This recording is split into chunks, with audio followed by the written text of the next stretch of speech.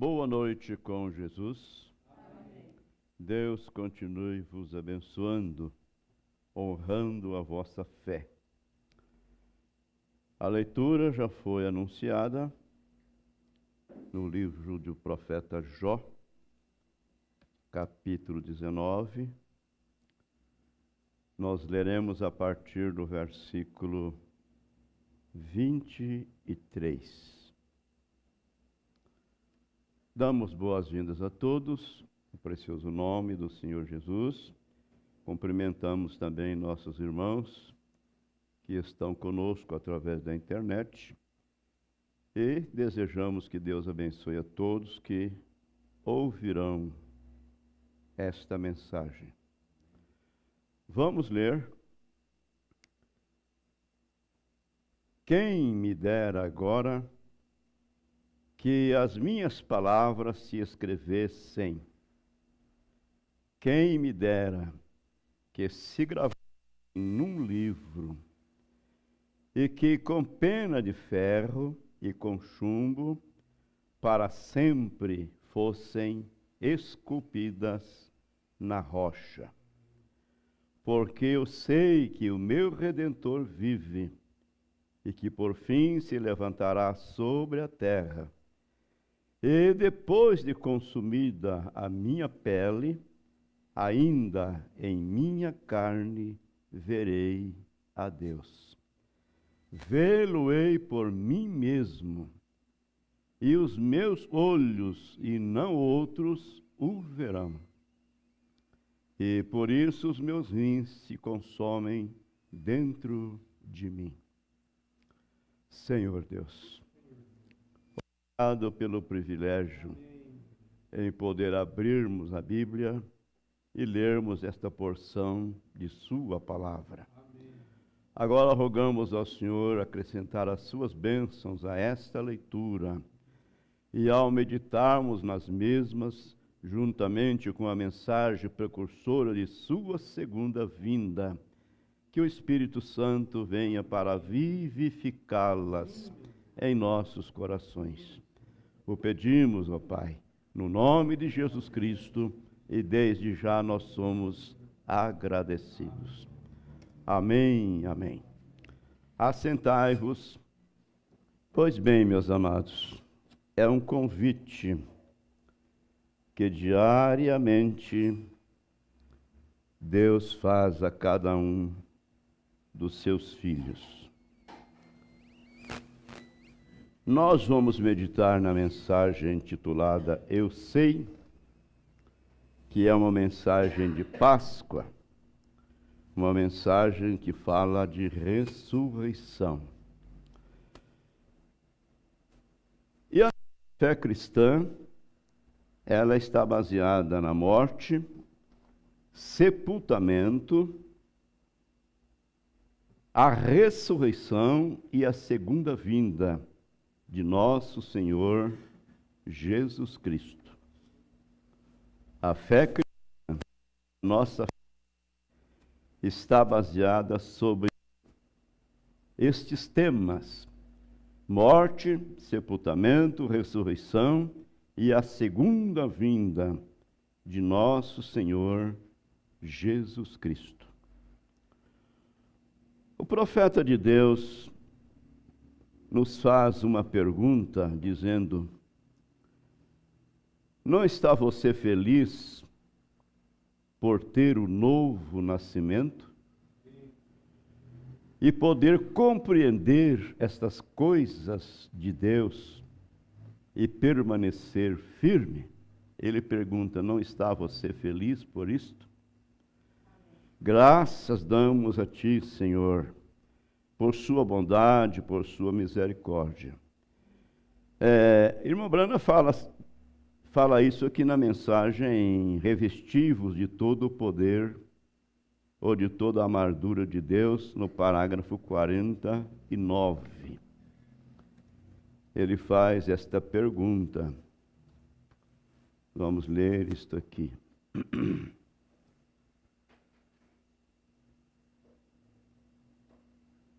Ele diz: e quão felizes estamos nesta noite, por ter isto. Porque muita gente diz: eu me unirei à igreja. Bem, eu creio que Jesus Cristo é o Filho de Deus. Então pensam que tudo está certo. Pensam que somente isto resolve o problema. Eu creio em Jesus Cristo, eu me unirei à igreja. O profeta diz: Satanás também crê. Satanás também crê. E não há nenhum indício nas Escrituras de que ele, Satanás, seja salvo. Então o nosso Elias disse: é necessário mais do que isto. É necessário de algo mais, de que apenas dizer eu creio, eu me unirei à igreja, eu pertenço a tal denominação, e quem sabe até a igreja maior da cidade, onde tem mais gente, aonde o povo tem uma qualificação, não é? De posição social melhor, mas isto não resolve o problema. É necessário algo mais que isto. É preciso de um novo nascimento. Amém. O Senhor Jesus disse para Nicodemos: necessário vos é nascer de novo, porque se não nascer de novo, não pode nem mesmo ver o reino de Deus. Esse ver quer dizer conhecer o reino de Deus. Então, nós devemos estar muito gratos ao nosso Deus, devemos estar felizes. Ele diz: quão felizes estamos nesta noite por ter isto. Quantos estão felizes por terem o novo nascimento?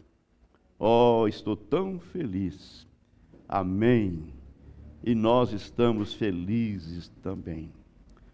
O que precisamos, amados, é simplesmente dar um tempo, dar lugar para Deus e parar e assimilar isto. Assimilar isto. Afinal de contas, de onde nós viemos? Quem nos colocou aqui? Para onde nós estamos indo?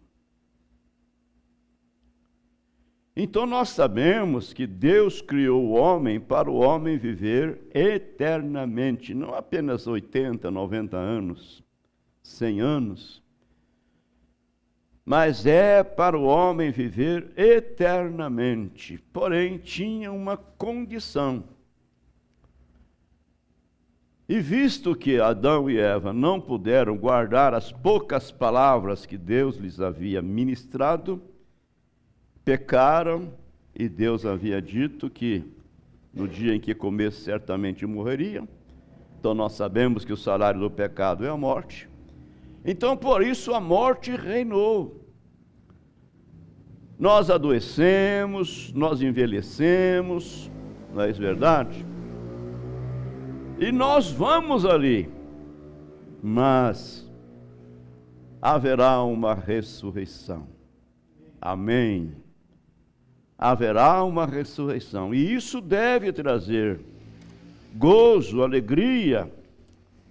Isso deve fazer de cada um de nós satisfeitos, felizes, contentes com o que Deus está fazendo por nós em qualquer circunstância. Muito bem. Então, amados, nós vamos ler na mensagem Eu Sei. O profeta tomou essa escritura do livro de Jó. Eu li apenas uma porção dela. E ele começa a dizer para a igreja: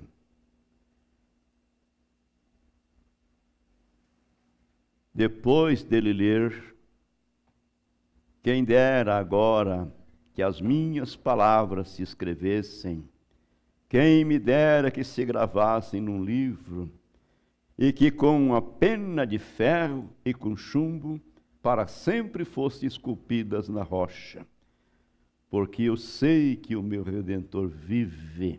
Amém. E que por fim se levantará sobre a terra. E depois de consumida a minha pele, veja bem, depois que os vermes que já estão no nosso corpo consumir a nossa pele, Jó diz, depois de consumida a minha pele, ainda em minha carne verei a Deus. Vê-lo-ei por mim mesmo, e meus olhos e não outros o verão. Amém. Eu pergunto, você crê nisto? Como sendo a verdade, como sendo a realidade? Não uma história, né? Uma história de coranchinho, né? Fictícia. Então o profeta diz assim, o patriarca Jó, nesta época, era algo como somos hoje. Era algo como somos hoje. Ele era um ser humano, tal como eu e você. E ele estava atravessando por grandes problemas, como nós diríamos, grandes ondas. E ele estava desesperado. Por muitos dias ele ficou assentado em um monte de cinzas e estava tentando encontrar palavras para com elas se consolar, tentando encontrar algo que lhe desse coragem, algo que fosse um conforto para ele, enquanto ele via a sua vida se desvanecendo. Jó era um homem idoso, um homem velho, e nós conhecemos bem a sua história. Ele havia perdido todos os seus bens, seus filhos, e agora estava naquela condição mísera, chagas da cabeça até os pés, ao ponto de se assentar num monte de cinzas e raspar aquelas feridas com caco de telhas. É o que nos relata as Escrituras Sagradas. Que aflição, que agonia, que desespero. Então ele estava procurando encontrar palavras que lhe desse consolo, conforto, enquanto ele estava vendo a sua vida se desvanecendo. O profeta disse, em primeiro lugar, ele era um homem velho, por volta dos 90 anos de idade. Ele havia sido tocado pela mão de Deus. Não pela mão de Deus, mas pela uma permissão de Deus. E nós sabemos que Deus não lhe havia tocado a sua mão, mas que Deus havia permitido que Satanás o tocasse. Deus simplesmente tem agentes para fazer as coisas. Esses agentes são enviados, são mensageiros para fazer as coisas para Deus. Meu Deus! Deus querendo que o mal seja feito, ele simplesmente solta Satanás para fazê-lo. Misericórdia! Ele simplesmente libera. E se ele deseja que o bem seja feito, ele tem os seus servos que ele solta para fazê-lo. Amém. Então Satanás havia tocado em Jó para um propósito. E este propósito era para testá-lo. Para provar para Satanás que Jó era um homem fiel a Deus, que ele era um homem justo, o mais justo que havia sobre a terra. Porque Satanás e Deus haviam tido um debate. E Deus disse a Satanás que eu tenho um servo na terra, não existe ninguém como ele. Seja o que for que eu lhe digo, ele o faz. Ele é um homem perfeito e um homem justo. E Satanás diz: se tu me deixares tê-lo, eu farei com que ele te amaldiçoe diante da tua face. Deixa-me botar a minha mão nele. E Deus o permitiu. Deus simplesmente proibiu que Satanás tirasse a vida de Jó.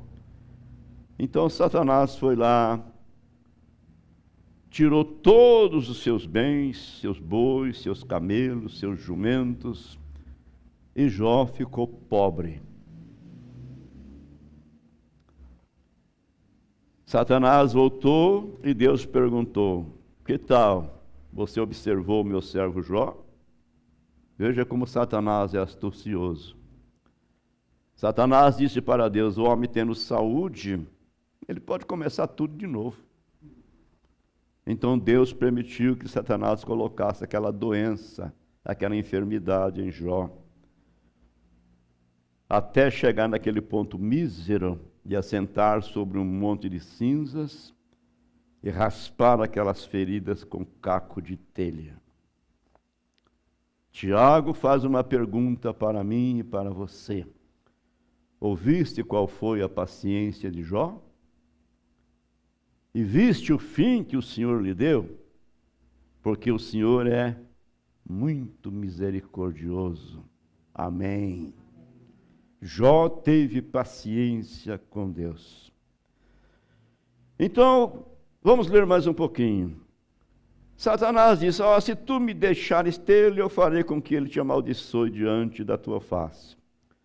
E Jó, sem saber que todas estas coisas estavam acontecendo, aquilo levou o patriarca a uma angústia profunda. É claro, ele era um homem, ele era humano, um homem de dor, um homem de sentimento. Então, sem saber que aquilo era uma permissão de Deus, eu imagino que primeiramente ele fez um inventário em sua vida, porque os seus amigos vinham e diziam: Jó, você pecou, você tem pecado oculto, e por isso você está passando por estas coisas. Então Jó fazia um inventário introspectivo na sua vida e sabia que ele não havia pecado, ele não tinha nenhum pecado oculto.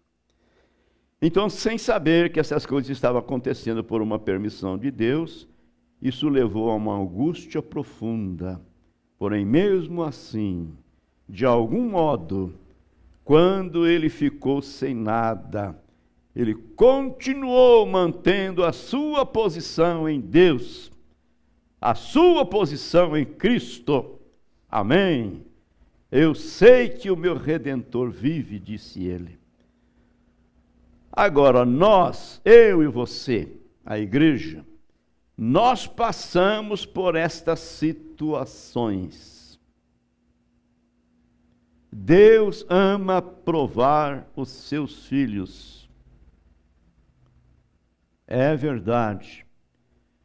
E o profeta de Deus vem e diz assim que as lutas, as provas, são materiais que Deus usa para aperfeiçoar a nossa fé. Amém? Então, nós passamos por essas situações. Se você não passou ainda, porém você está sujeito a passar. Cada um de nós, todos nós passamos. O profeta diz: eu creio que hoje estamos todos reunidos aqui para algo como aquele mesmo propósito. Estamos todos em um monte de cinza. Nós temos nossos problemas, as nossas altas e baixas, os nossos momentos ruins, e nossas enfermidades, e nossas dores de cabeça, e nossas decepções. Porém, qual é a sua reação? O que você pensa a respeito disto? Então chegamos assim nesta manhã de Páscoa, para encontrar palavras de conforto, como Jó estava tentando encontrar nas palavras de seus amigos. Meu Deus! E nenhum deles, os amigos de Jó, nenhum deles pôde lhes dar nenhum consolo. Por causa de seu problema, eles estavam acusando de ser um pecador secreto. Então, no meio de todo aquele problema, Deus veio socorrê-lo. Amém. Jó estava questionando. Como ele sabia, não era somente a sua enfermidade, problema e dores de cabeça, por ter perdido a sua família e todos os seus bens. Ele estava quase tirando a sua vida, mas ele era um homem velho, de idade avançada, e sabendo que ele desceria até a sepultura, e sabendo que ele cria que havia alguém que o trouxe sobre a terra, devemos pensar nisto, de onde viemos, quem nos colocou aqui, quem é você, quem sou eu, quem somos nós?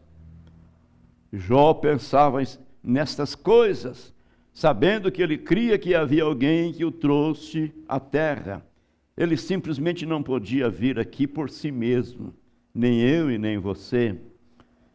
E ele sabia que ele tinha vindo de um pai e uma mãe, mas ainda assim, aquele pai e aquela mãe tiveram que ter alguém para trazê-lo.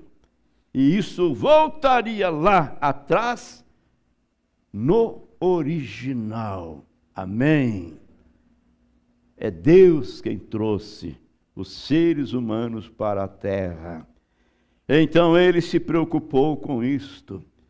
É uma coisa estranha eu estar aqui, andando ao redor, uma vida superior de um animal, uma vida superior à vida de uma planta, mas encontramos ainda o que ele disse: se uma árvore morre, ela vive novamente.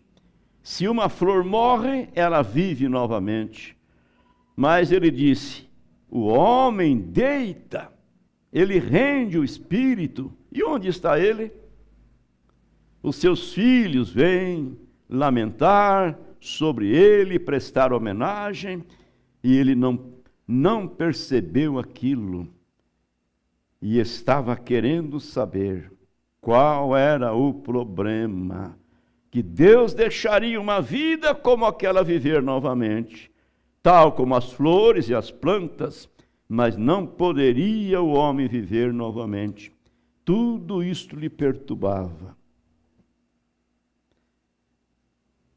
E irmão Brana disse assim: se apenas nós extrairmos desta conclusão nesta manhã, e é para isso que estamos aqui, nós ouvimos a história da Páscoa muitas e muitas vezes.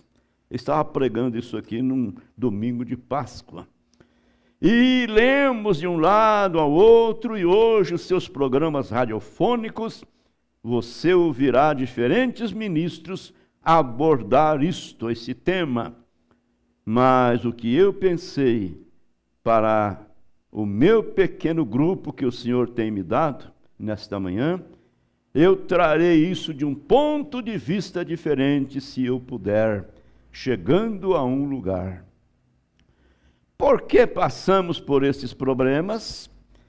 O que faz estas coisas virem? Por que deve um cristão alguma vez ficar atordoado? É uma pergunta, é uma interrogação. Então, se isso acontecer com algum de nós, a primeira coisa a fazer é o inventário sobre o altar. Fazer um inventário introspectivo na vida. Será que eu pratiquei algum erro? Será que eu cometi algum pecado? o porquê disto que veio sobre mim. E quando você fizer um inventário e não encontrar nenhuma culpa, então você já sabe que é uma permissão de Deus. É Deus provando a sua fé. Mas primeiro faça um inventário, porque o profeta disse, se há um pecado encoberto ali, não importa o quanto orem por você, não importa quanto de óleo possa derramar sobre a sua cabeça, o diabo permanecerá ali, porque ele tem direito de ficar ali. E o irmão Branham diz, quando vocês vêm à fila para receber a oração, se alguém vier com algum pecado encoberto, isso será dito aqui da plataforma. Então, antes de ir receber a oração do irmão Branham, a pessoa tinha que pensar duas vezes, né? Fazer um inventário introspectivo. Porque ele diria, através do Espírito, né, que havia tal e tal e tal problema, vai e acerte isso, e então a bênção de Deus virá. Amém.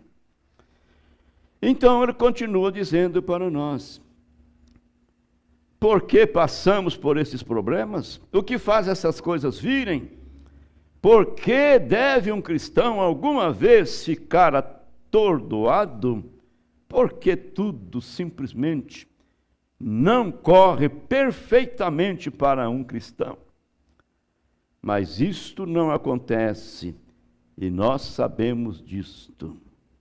Mas isto não acontece, e nós sabemos disto. E às vezes temos mais problemas quando nos tornamos cristãos do que tínhamos quando éramos pecadores.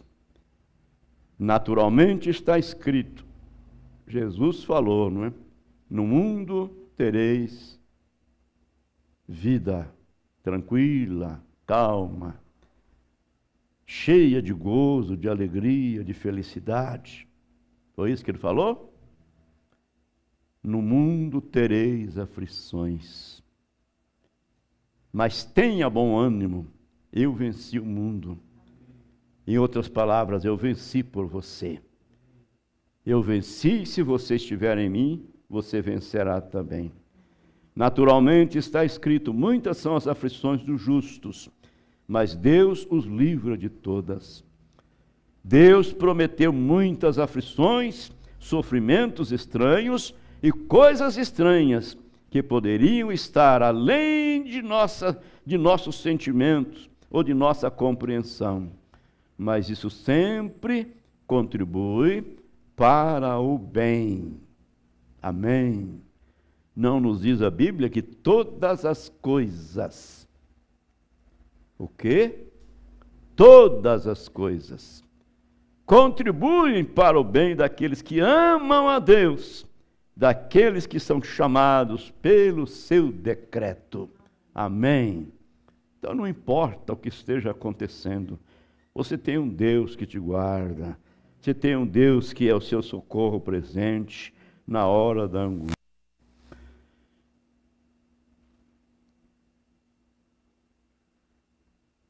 Apenas não podemos, vou voltar aqui, Deus prometeu muitas aflições, sentimentos estranhos e coisas estranhas que poderiam estar além de nossa compreensão, mas isso sempre contribui para o nosso bem. Apenas não podemos entender isto, porque se entendêssemos, então isso não seria para nós. Nós seguiríamos com uma condição humana, mas nós o fazemos e nós temos isto, e cremos em sua palavra pela fé, que isto produzirá alguma boa coisa para nós. Se pudéssemos agarrar aquilo hoje, nesta manhã, se pudéssemos agarrar todos os nossos problemas, e nenhum de nós estamos imune a eles, e se pudéssemos imaginar que aquelas coisas são para o nosso bem. Escrito em uma das escrituras da Bíblia, a prova que vem sobre nós são mais preciosas do que o próprio ouro, pois é Deus nos dando estes testes. É Deus nos dando estes testes. O apóstolo São Pedro disse: não estranheis a ardente prova que virá sobre vós, como se algo estranho vos acontecesse. Vou tomar essa escritura. Isso aqui é muito bom para nós. 1 Pedro,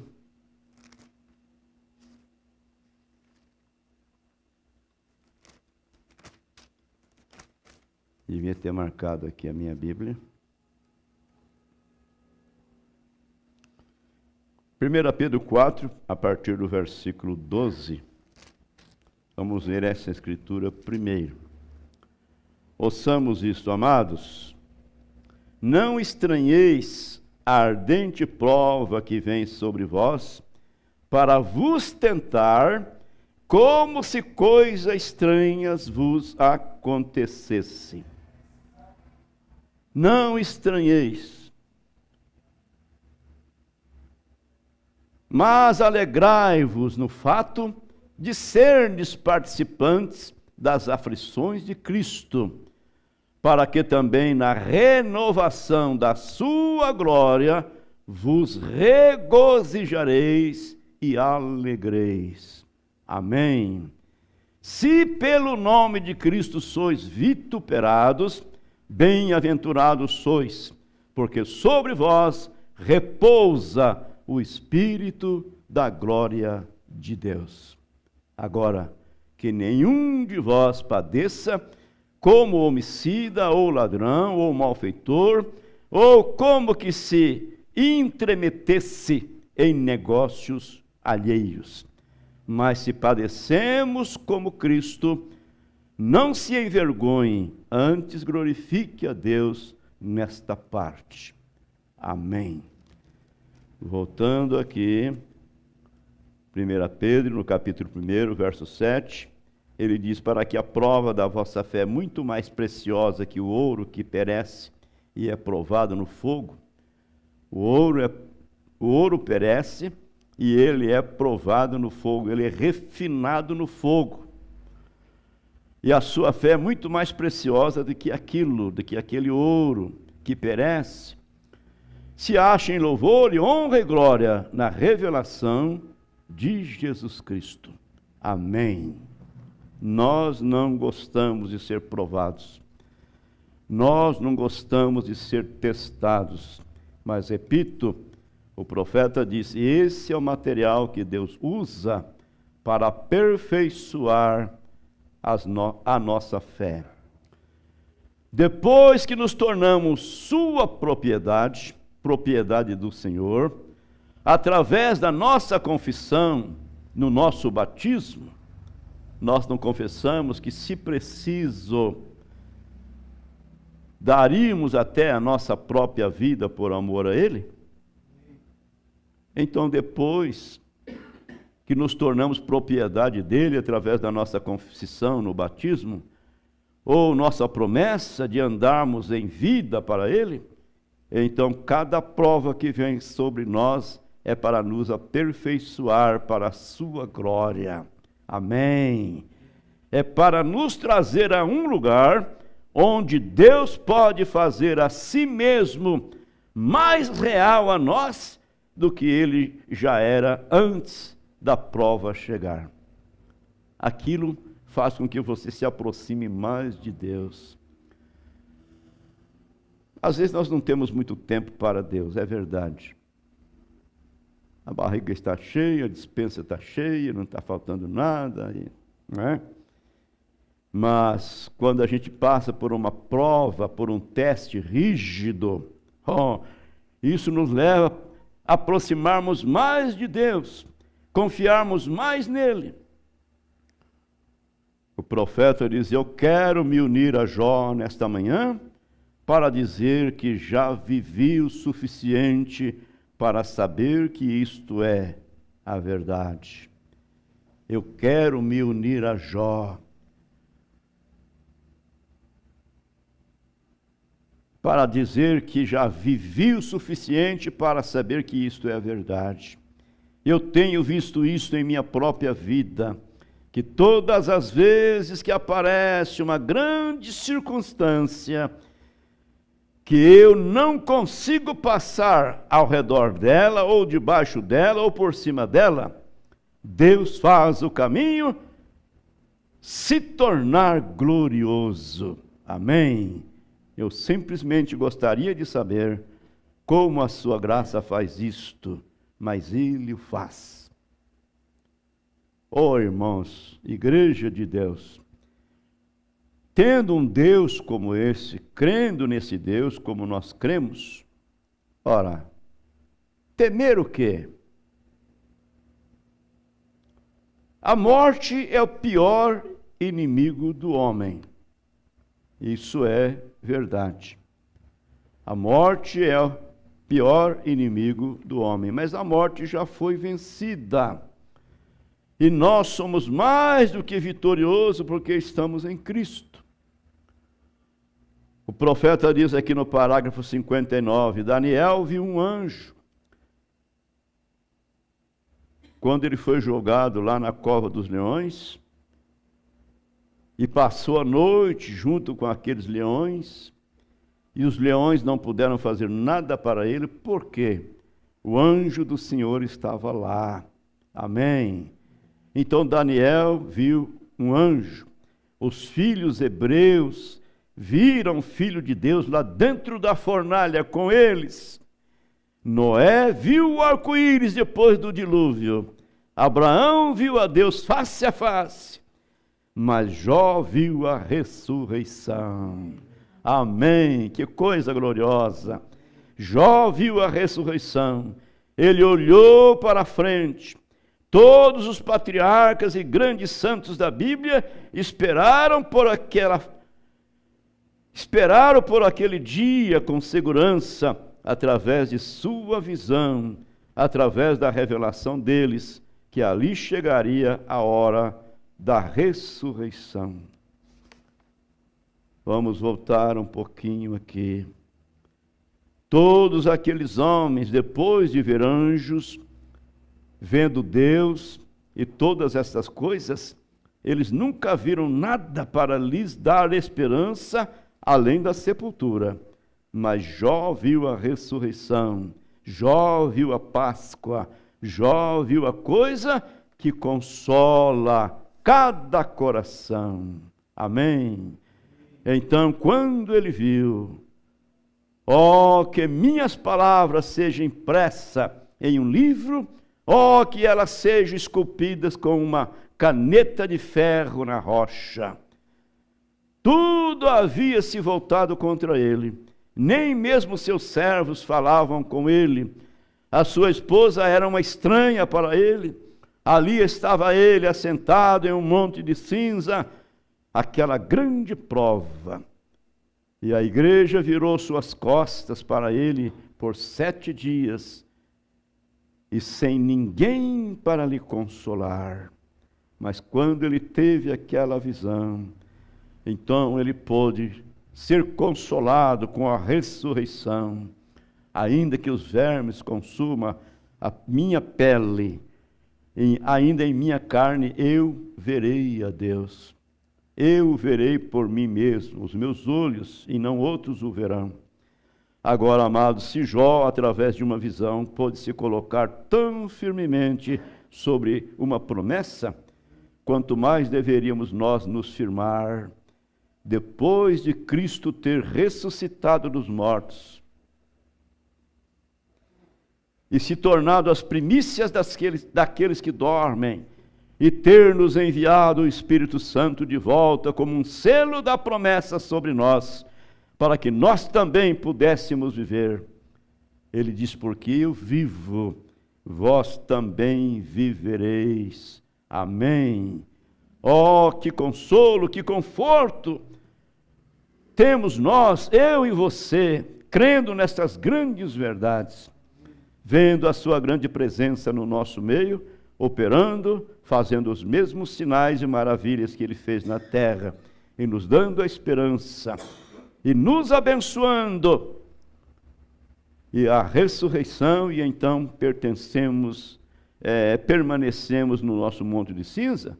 Não, vamos sair deste monte de cinzas hoje com uma nova visão, com um novo poder, com uma nova determinação de que virmos Deus em seu poder. Nós vemos a ressurreição das coisas se aproximando. O fim está chegando, amados. Não importa, vamos ter paciência com Deus. Vamos simplesmente viver com Ele, obedecendo em sua palavra. E quando vier a circunstância, você tem um Deus para confiar. Você sabe que Ele é o Deus Todo-Poderoso. Você sabe que Ele é o Deus que sara as nossas enfermidades. É simplesmente irmos ao Calvário e apanharmos a nossa bênção, porque dali vem todas as bênçãos que nós necessitamos. O profeta diz que o Calvário proveu para nós todas as bênçãos redentoras. É simplesmente ir pela fé ao Calvário e aceitar a bênção que necessitamos. Que Deus nos abençoe, amados. Que o Espírito Santo vivifique estas palavras de ressurreição em nosso coração. Sabemos que a morte é certa. Se Jesus demorar um pouquinho mais, quem sabe eu serei o primeiro que vou, não é? Mas irei com essa convicção no meu coração. A sepultura não é o fim. Haverá uma ressurreição. E segundo as suas palavras, as palavras dele, farei parte da primeira ressurreição, com certeza. E se algum de vocês partir, que vocês partam com essa mesma esperança. Aleluia. Por isso Paulo disse: ó morte, onde está o teu aguilhão? Ó inferno, né? Onde está a tua vitória? Grande Deus, pedimos ao Senhor ajudar a nossa fé. Que o que nós estamos necessitando nesta hora é simplesmente um levantamento de fé. Porque o Senhor disse que tudo é possível àquele que crer. E com esta fé colocada na frente da batalha, aleluia, nós venceremos tudo, porque o Senhor já os venceu por nós. Fica conosco, Pai, te pedimos no nome de Jesus, teu Filho amado. Amém e amém.